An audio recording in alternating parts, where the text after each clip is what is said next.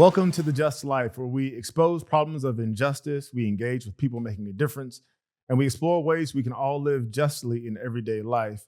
I'm Benjamin Watson, and today I'm joined by Tiffany Loftin. She's a national strategist, a speaker, and organizer who spent over a decade mobilizing communities for racial and social justice. Currently, she's a senior campaign lead for Delta Airline flight attendants, organizing 28,000 flight attendants for their first union and contract. Formerly, she was national director of the NAACP Youth and College Division. She's led efforts around civic engagement, education equity, and Black politician political power. Tiffany is a bold advocate for justice, joy, and sustainable movement building, grounded in both people and policy. I say all that to say she's a powerhouse. Tiffany, thank you for joining The Just Life. Thank you for having me. You have a great speaker voice. This is going to be good. Thank you. I just realized that. You turned it on when the microphone came on. I love that. Well, I feel like I'm in the presence of greatness here, and you've done a whole lot, and so I feel like I gotta come correct. So you're doing a lot of things. Yeah. They all, as I read through them, and we'll go through a bunch of other things you've done in the past, organizing in college, meeting with the presidents, all those sorts of things. There is a thread of justice. And the reason why I wanted to talk to you was because I see that thread throughout your life. It seems as though from a very early age, you kind of had an idea of the importance of justice in society. And instead of watching and waiting for other people to do things, you decided to do them yourself. Where did that kind of fervor come from? Did it start when you were very young? My upbringing was very privileged. Both my parents were union members. Okay. My dad was a member of IATSE. He was a shop steward for his union, which means that he was able to, be the person that the employer went to talk about issues with workers at the workplace. And my mom, who's from New Orleans, was also in the union. She was not in leadership in the union, but she was a member. Okay. And I didn't know what that meant when I was a kid, but I was always rocking like their sweaters or the beanie, and it had the logo of the union on it. Mm-hmm. My mom and dad split when I was 7 from domestic violence, and my life completely changed after that. We lived in a shelter. We lived in hotels. We lived in Section 8 housing, and it was the stark difference between living in a big house to living in a 1-bedroom that I was like, what is this change that we have to do, and why can't mom keep up with what we were doing before, and why is she working 3 jobs, and why is she trying to go to community college, and why do I have to get a job now during the summertime? Like those questions came up for me. I never felt resentful about it, but I was always studying or asking myself those questions. And my mom, like many Black mothers, told me to go to college and graduate. Okay. I don't care how you do it, but you're going to go to college, you're going to graduate. And I didn't have Wi-Fi at the house. We had dial-up, AOL, and I would have to go to the library to like fill out the form for like 30 minutes a session to fill out my personal statement and do all these things. And I really didn't know how to even choose a college. I just knew I had to go and figure it out. And I ended up getting into a program called TRIO that shows high school students, how to write a personal statement, some things to look for in a college, and then also like takes them on maybe a tour or two. My mom also didn't have a car. So I was like, this program is going to help me tremendously because now I'll be able to experience all of those things. It was cool. It took me to community colleges. I ended up wanting to go to UCLA or thinking I wanted to go to UCLA, and I didn't get in. I only got into UC Santa Cruz. And the way that the school system in California works is you fill out one application and you get to apply to all the schools at one time. Okay. So I don't have to apply to different schools individually.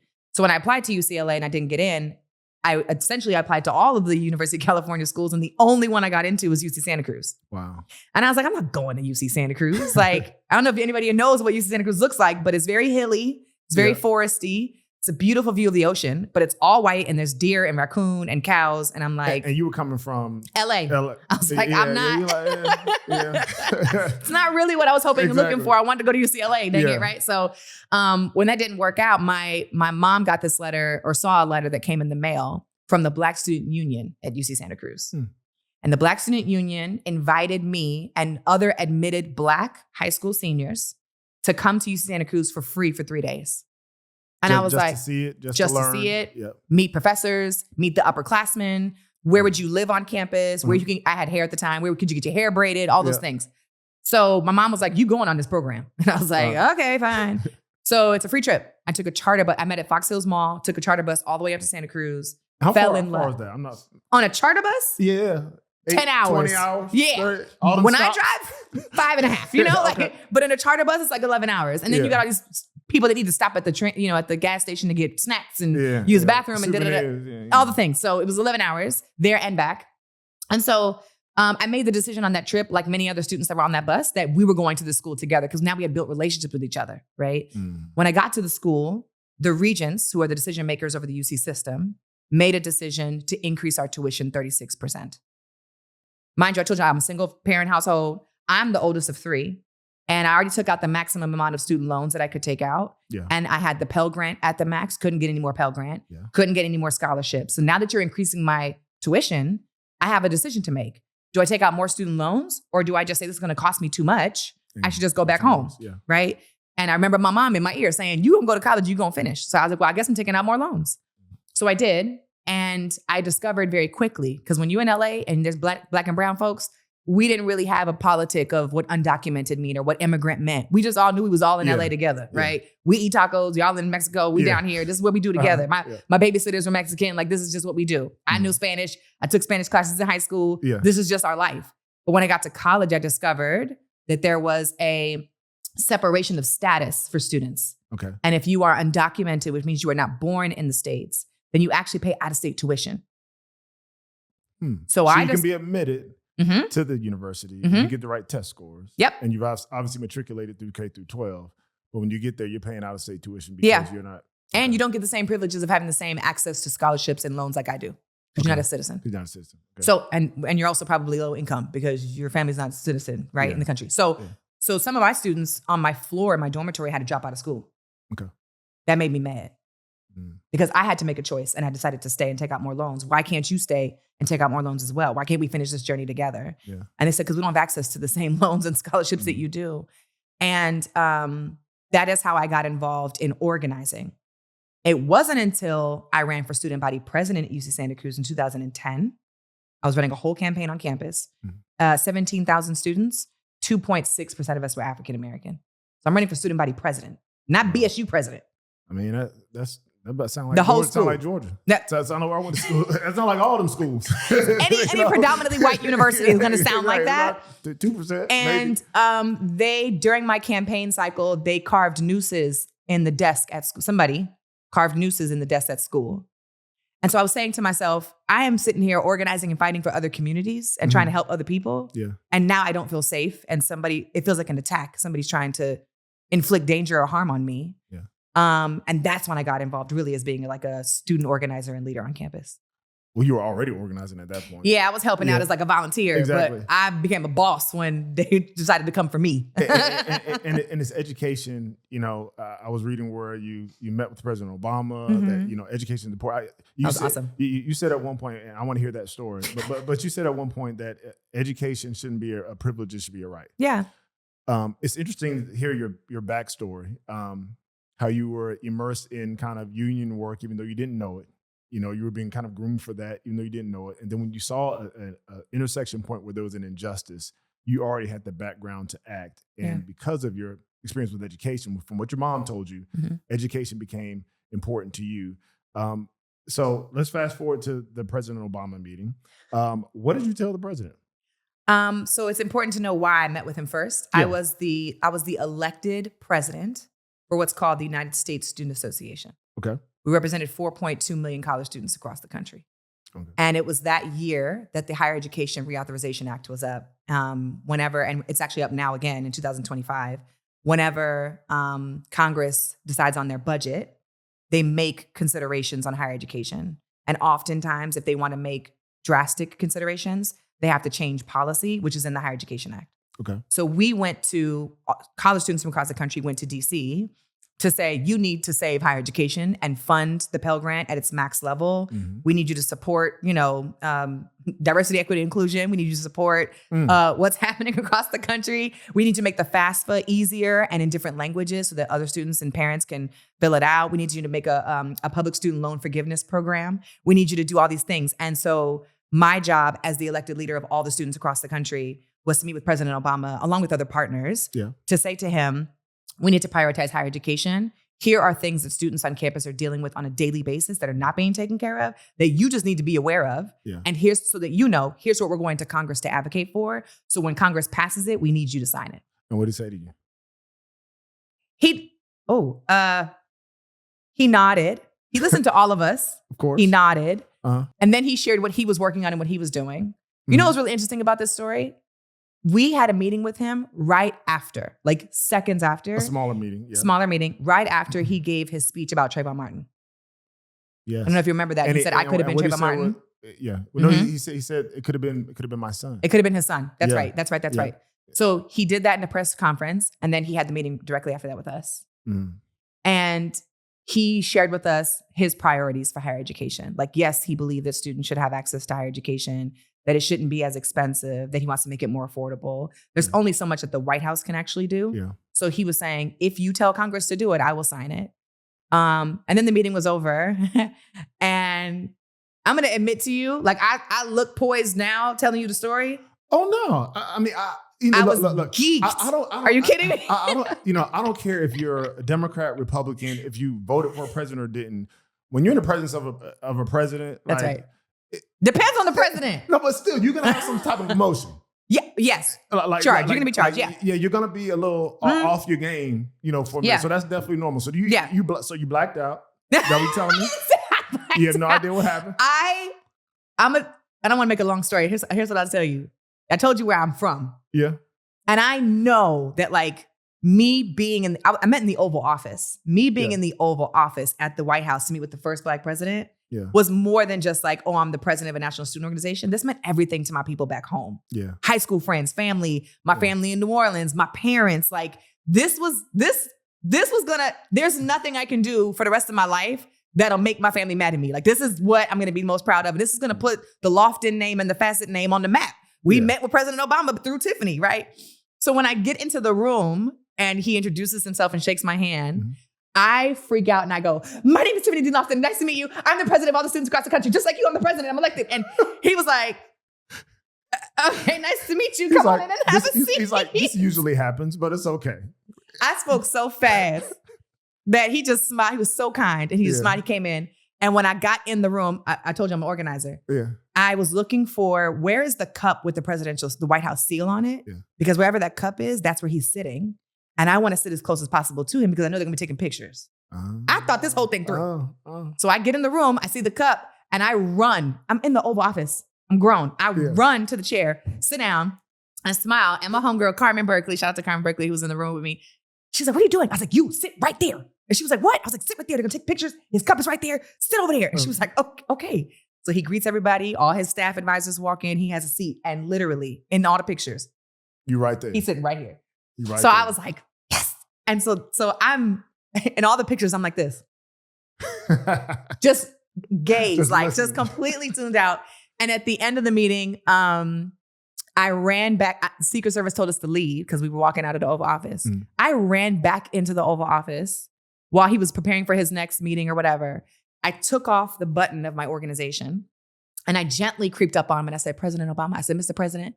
And he turned around. I said, sir, I'm so sorry. I know I'm about to get in trouble. This is the pen for my organization. I was wondering if you would have it and wear it. It mean a lot to our students. He was so kind that he was like, come on, let's take a photo together. And I got my solo photo with President Obama after that meeting with the pen and he's holding it. And President Abraham Lincoln standing right behind us in the photo. You go. It was a really good. You got to say, hey, you got to. Everybody in my family has that photo hung up on the wall. but you have to, part of justice advocacy is taking advantage of opportunities when you're near people with the leverage of power. That's right. And quite honestly, it doesn't really matter who that person is. If they got the power, sometimes you have to go beyond yourself in order to ensure whatever you're trying to gain for people. And going back to what I said about, or what you said about education being a right, why do you see it that way, as a right and not a privilege? Interesting phrasing. Why do I see it that way? Yeah.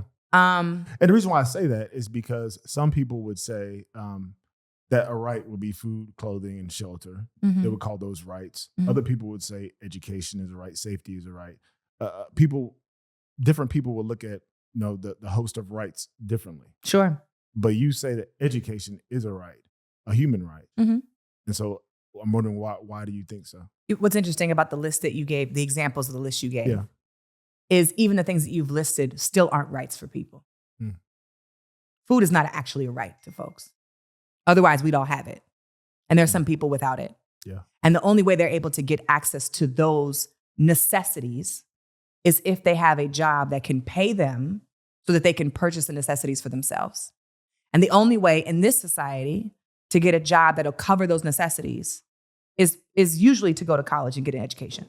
Yeah. Is to figure out what is the skills, not only academically, but also socially, also like theoretically, also just like in practice, to be able to go to college and experience those things. And we've been told in the American dream that if you go to college, you get a good job and you work hard, then you can have all the things that you want to have. Yeah. And I didn't share this part of my story, but my uncle, George Loftin, who recently transitioned, he lived on Skid Row in Los Angeles for many years after the crack pandemic. Okay. So I know what it's like firsthand to have family members who are without housing, food, work, don't have options to redemption, don't have options to programs that support them. And we have seen time and time again, and we know from data that people who graduate college are more successful. People who have union contracts are more successful. People who have access to information and education are more successful. And so I just believe that it's a right for people to be able to have knowledge and information and the educational experience so that they can take care of themselves once they get out. Exactly. Yeah. Well, I appreciate you explaining it that way. And you talk about unions. You know, I spent a lot of time in the NFL. I know. The NFLPA was our union. And I served as an executive committee member for NFLPA, was part of that union for my entire career, still support them. I really value the way unions provide for workers. Absolutely. And a lot of times people don't understand the work of unions.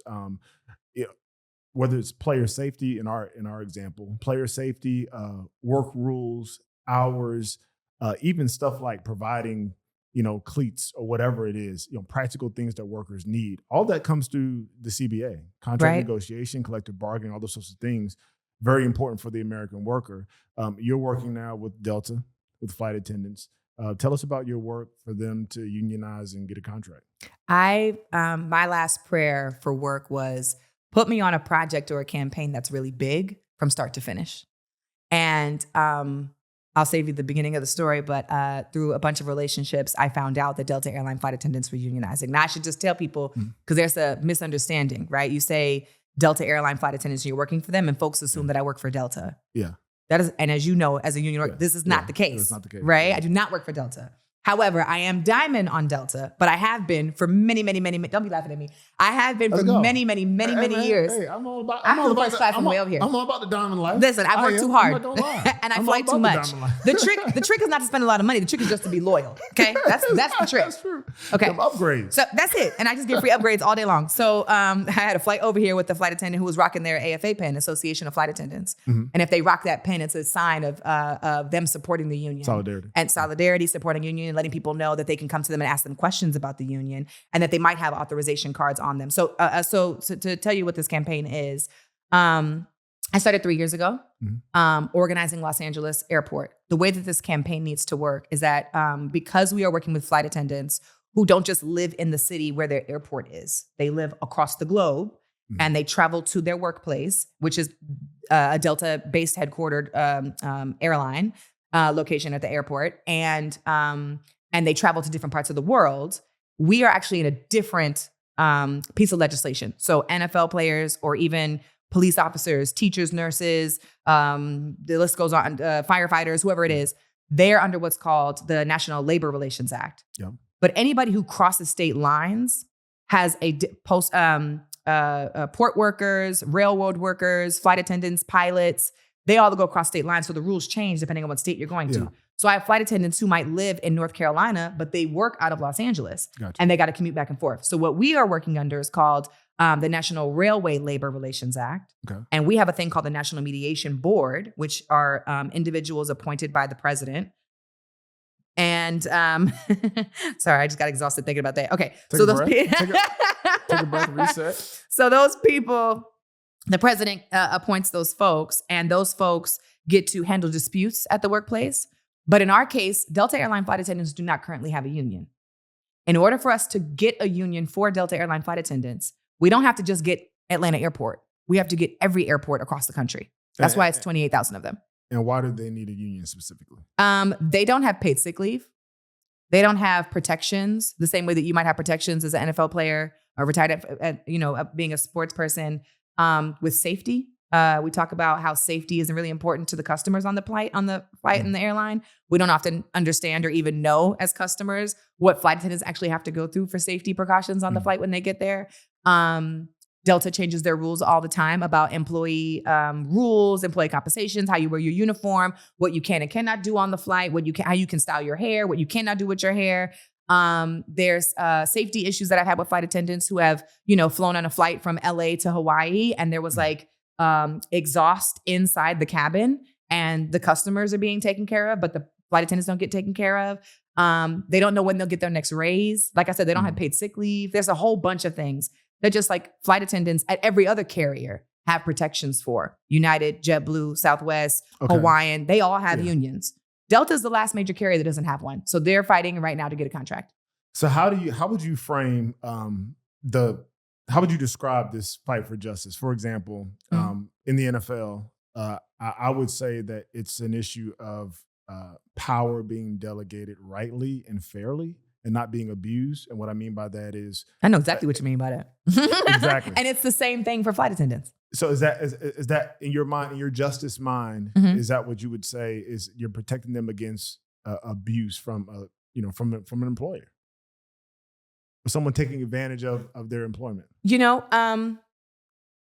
I'd go a little broader than that. Okay. I would say being able to organize in a union is not just about getting a contract that protects your dignity at the workplace. Mm-hmm.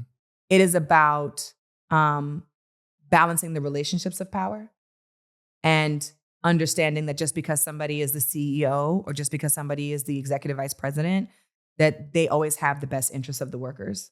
Their first interest is usually not the workers. Yeah. It's their sales. It's how much money it's how successful the corporation can be. It's how successful the brand can be. And so workers should have a seat at the table to make decisions about their safety, about their work conditions.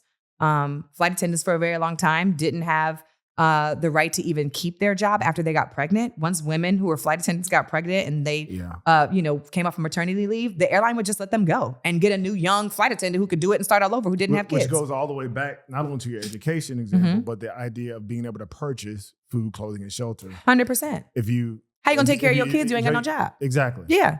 Absolutely. And then encourage people to have the child, which they should, but then take their job away from them. That's take care of their health care. It's not just. Take care of it, all the things. And so the list goes on. And so that's why we need worker power, but that's also why we just need, in general, people power, right? Stop leaving it up to other people to make decisions for how we want to live the conditions of our own lives. And when you say other people, are you referring to like politicians, or are you like? I just came back from UC Santa Cruz last night. Mm-hmm. In that case, I'm talking about the chancellor. Okay. I'm talking about the students. Okay. At the case at Delta Airlines, I'm talking about Ed Bastian, who's the CEO, and I'm talking about the flight attendants. In the case, I'm talking about elected officials who are allowing ICE to go into communities and capture students off campus, current students off campus, and deport them to countries that they've never been to. I'm talking about elected officials and people and voters. Yeah. So it just depends on which one we're talking about. So voting is important. Absolutely. Organizing is important. Mm-hmm. Would you say that those two things are more important for long-term change when it comes to justice as opposed to policy? Because a lot of the national media, and even when we talk about politics, presidential elections, we'll focus so much on who's going to be elected, and it's important. We'll focus on some national broad sweeping policy that we need, which is important. But in listening to you and in reading about your work, it seems that you would say, look, the people have the power, the organizing. That's how you create long-term change when it comes to justice. We have to think about it that way. And here's why. Voting and people outlast how policy changes. Policy changes every day. One day they want this, the next day they want that. One day decision maker says we're doing this, next day they say we're doing that. We can have an elected official who has a term for 4 years, and then once they leave, everything gets erased, and now we got to do something completely brand new. But the thing that remains constant and that institutionalizes the power that we have is people and voting. Now, my mentor, Cortland Cox, who's a veteran for SNCC, the Student Nonviolent Action Coordinating Committee, he is famous for saying, voting is necessary, but it is not sufficient. And I agree with that. It's part of the equation. It's part of the equation. It's not the whole answer to all of our problems. Absolutely not. Yeah. But it is a part of the solution. And I fundamentally believe that as somebody who has worked in electoral politics for a very long time, and also ran my own elections 8 times and won. I see the power of how elections actually work. But you have to have people, and you have to have voting and organizing, because again, that is how policy is going to get changed. Policy doesn't outlast people. You're super young. Super young.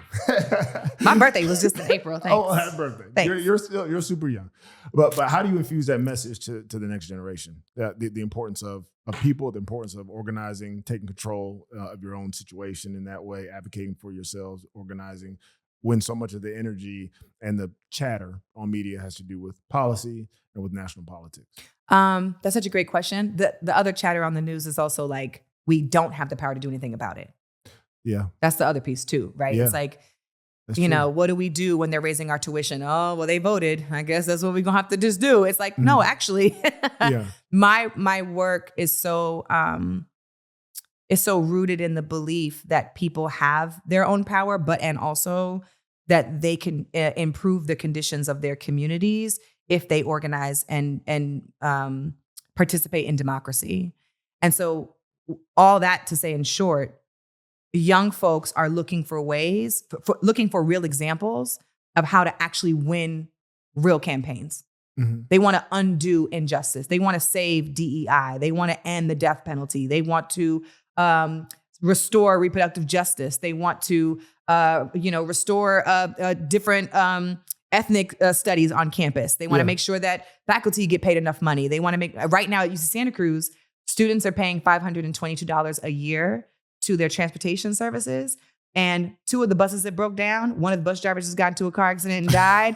And one of the buses blew up in flames. And that's not me exaggerating. Yeah. And so the students are like, wait a minute, but we give you each $522 a year. What's happening with that money? That's millions of dollars. Yeah. Why are we still riding these janky buses, right? And so now they're passing or they're working on trying to vote for what's called Measure 82. It's a piece of legislation on their campus that will institute a student-run board that then gets to work with the administration and say, show us where this money is and how y'all using it. And we don't think it should be used for this. And why are you sending a secret check over to this person? We think you should buy 10 more buses that work on campus to keep us safe. And we want to make sure you can have wheelchair accessibility on the bus. And we want to make sure that students can get paid fair wages by working as bus drivers on the bus. And that is their example of how they're going to participate in fixing something at the school. And so my job is to make sure that everybody knows how much power they have. And that power is not a thing that you get just because you have a fancy title or an elected position. Yeah. All of our titles are rented.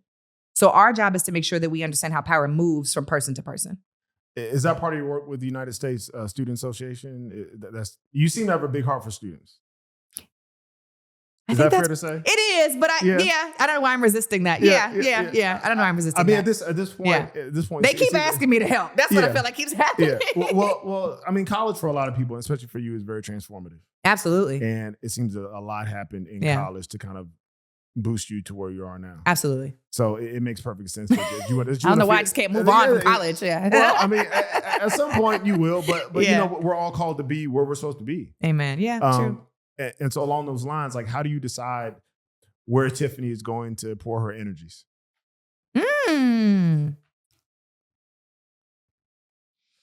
Can I share something with you? Yes. I haven't always been that good at deciphering where I should pour my energy.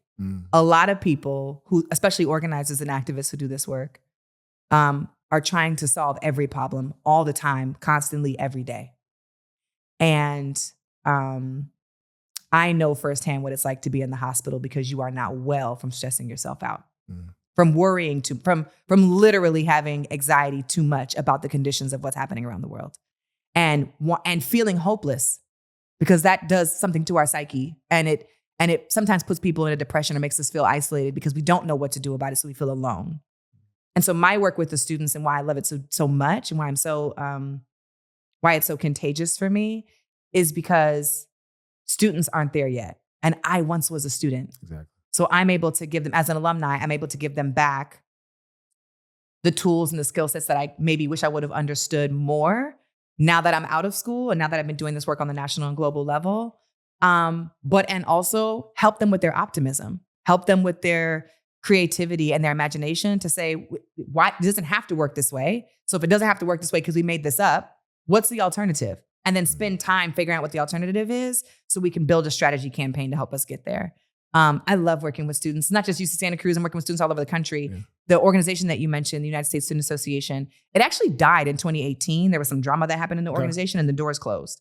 And so last year, I reached out to the foundation board, who are some alumni friends of mine. And I said, hey, y'all, I know a bunch of students from Santa Cruz, from Tuskegee, from West Virginia. You work with all students. Everywhere. So you got the connect. Everywhere. University of Toledo, Ohio, Riverside, all these people. And I was like, I think I can do something. Mind you, I'm also working for the flight attendants. Yeah. So I already have a full-time job. And I'm like, I think I can pull them together in an event. I want to like have these students come share space together to talk about the things that they're dealing with across state lines. Because every campus has something that they're fighting for in common. Mm-hmm. And the response I got from Eddie Acosta was, oh, I'm glad you want to do that. Somebody's already doing it. You should work with them. I was like, cool, because I don't believe in reinventing new work and reinventing the wheel. So I met with them, went to the event. It was not what I thought it was supposed to be. And then the students that were there looked at me and were like, we like you an alumni. Can you help us? And I was like, oh yeah, I'll advise a little bit. I'll give you guys a couple hours a week. No problem. Next thing you know, you got you full-time job. Yep. Benjamin, I was like. Yep, you went there. It was like 50 hours. I was like, what am I doing? I have to help flight attendants right now. And in a year, I was able to get 150 students from 39 campuses from 18 states to have 62 meetings with their elected officials in Washington, D.C. this past March. Wow. And I'm not going to say I did it by myself. Yeah. Because there's no possible way to do that.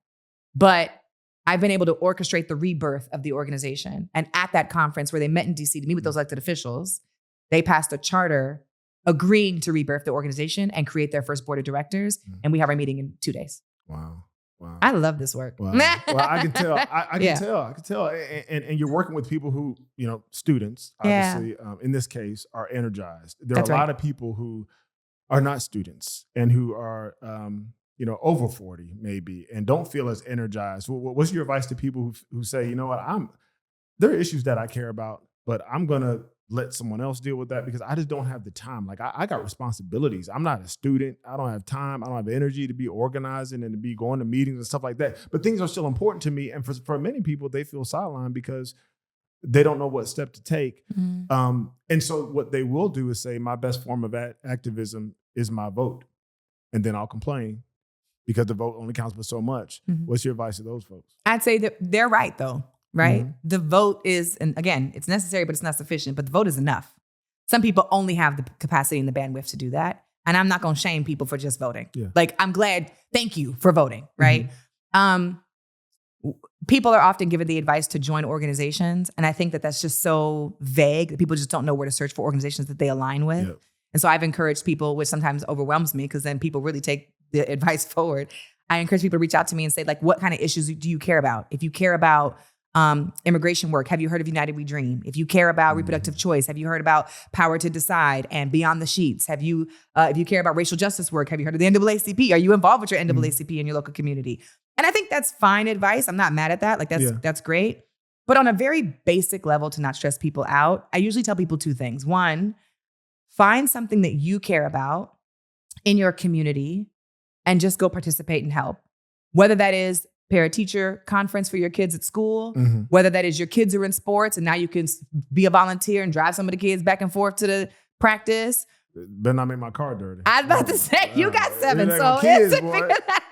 I got enough with my own kids. You're doing enough. You got the podcast, good job, right? Like that kind of stuff. And then I tell people, the second thing is, because we want to make it easy for people. This is really important. As an organizer, my full-time job is to move and organize people. Mm-hmm. And so because I have to consider people, I have to think about what is the risk that they are able to take and how do I make sure I'm not wasting their time? Mm-hmm. So I'm not going to ask people to do a bunch of things that I think is going to waste their time. And I have to also then understand or do a diagnostic of what their time looks like. You got 7 kids. You shouldn't be driving no bus back and forth to basketball practice. I drive a bus every day. You already got your kids in the bus, right? So I'm not going to ask you to go pick up other kids. But what we might ask you to do is, hey, you used to work at the NFL. Maybe you can do some advice or some coaching or some training for some of the students on your time off on Saturday or Sunday.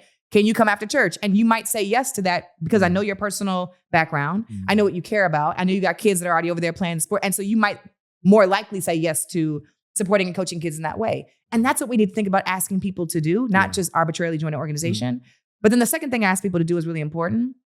Find something that you have no idea how it works, join a community that you have no idea how they move or what they believe or what they want, and be an ally and learn how to support them. Learn something.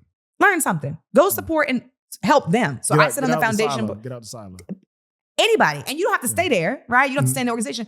But let's find another organization for you to be a part of or you to support. So don't do things that you identify with.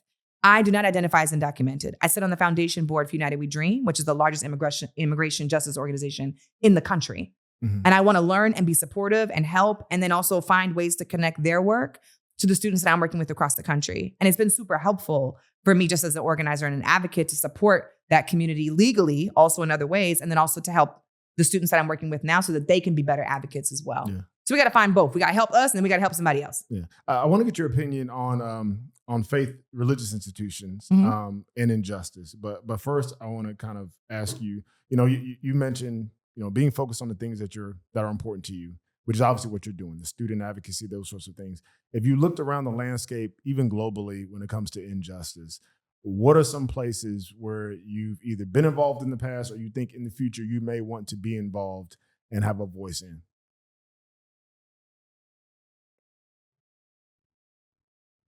That I haven't yet been involved in. Nobody's ever asked me that. Or maybe you have, but just not right now. You may want to revisit it.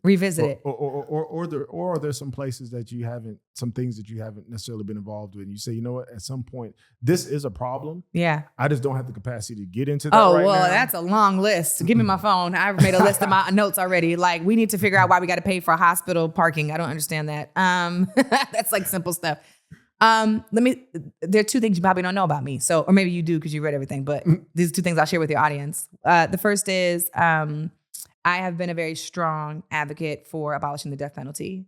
Mm-hmm. I've worked on 2 statewide cases and successfully been a part of a team of people who have stopped executions on the statewide level, both in Oklahoma for Julius Jones and, for a gentleman named Marvin Guy in Killeen, Texas. Yeah. Marvin Guy's story is very similar to Breonna Taylor's story. Very similar. No-knock warrant. Police officers show up to the house. He's in Texas, so there's a castle doctrine. You're allowed to protect your castle. And without announcing themselves, they shoot up his house at 2:00 in the morning. So he shoots back because he don't know who's there. Yeah. And in the crossfire of the police officers surrounding the house, one of the officers gets killed. And Marvin Guy sat in jail, not prison, jail for 8 years without a trial. Wow. You hear what I said? Okay. I heard you. Without a trial, sat in jail for 8 years. When you sit in jail for that long, you lose everything. Everything. Relationships, job, obviously job. That's the first thing to go. First thing. Your house, your friends, your family, your kids, your loved one, because his girlfriend was in the bed with him. Everything is gone. Everything is shifted. And I think about what I have been able to accomplish and do. And I've been to 47 countries. In the last 8 years, he's been in jail without a trial. No due process. So I worked with a really incredible organization, Grassroots Law Project, on that campaign. We were successfully able to remove capital punishment from his charges. Okay. But unfortunately, Marvin Guy is right now sitting in prison. And he's not doing well. So we need to support him. And then Julius Jones, who's also still in prison, we were able to successfully stop his execution for a crime that he wasn't even at the scene when it happened. So I would like to revisit that work because especially states in the South who have now given permission for firing squad to execute people. Yep. South Carolina. A lot of people don't know how lethal injection actually works. Like the actual chemicals the state uses to perform lethal injection, where do you think they get them from? They're not administered from hospitals. Johnson & Johnson's not passing out execution juice. That's not how this works. They are buying it from the black market. And they are shaking it and putting it in a syringe and then putting it into somebody's body and then violently killing them. So everybody thinks that lethal injection is the calmest way to like let somebody go. Yeah. And so I really feel called and committed to making sure that I am always a strong advocate and ally and want to be more of a support leader in organizing to abolish the death penalty in the United States of America. So let me pull that thread a little bit more on the death penalty specifically. I know there was something else you were going to mention, but like, why do you feel like the death penalty is unjust? A few reasons. One, first, it doesn't work. The idea of the death penalty and the idea of mass incarceration, it's the idea, is that if we punish people, they will redeem themselves and stop doing bad things, and that other people will be less likely to do bad things because they don't want to experience mass incarceration, or they don't want to go through they don't want to get killed in the death penalty. And it's actually that's not working. It's not, that's not how this works. And two, like I mentioned, the actual practice of the death penalty, statistically and scientifically, it doesn't work because it's illegal. I feel like the way it's administered, I mean, you know how it's administered. Well, I'm just saying it's historically given more to those who are poor. That's what I was going to say. And those who are black. Thank you. I'm not even going to say, I don't say people of color. That is also true. Black people and poor people are disproportionately represented on death row. That is also true. So that's a problem. And also, we find statistically that the people we've already executed actually weren't guilty of the crimes that they committed. Which is horrible. Which is a mistake, a huge mistake. Like there's too much at stake. And I think if we do it once or even twice, then something is flawed in the system. Yeah. So the death penalty just doesn't work. And we have found and to your point, it disproportionately impacts Black men and women of color. And so, we have a lot of work to do. Fortunately, there are a lot of states in the country, 12 if I'm not mistaken, who have abolished the death penalty. We just need to abolish it on the federal level and in other states that are doing other really heinous, disgusting things to execute people. I know you'll get back to that work at some point. Whenever the students are over the unions and all that type of stuff. That's right. Because again, in talking about the just life and talking about, living justly, there are a bunch of different issues. And it's amazing how at different times in your life, God will put you in different places to be advocates in different ways. I know that your faith is important to you. But also within that, a lot of injustice has been perpetuated by religious institutions and individuals who claimed that they were religious or even claimed Christianity. Mm-hmm. So in your work, have you ever had to confront or have hard conversations with any of those institutions or people? Absolutely. Especially in our culture too. Mm-hmm. It's not just decision makers or religious leaders. It's also in culture. Because culture constitutes so much of where we think we get our moral values from or where we get our practices from. I'm going to tell you where I've arrived now.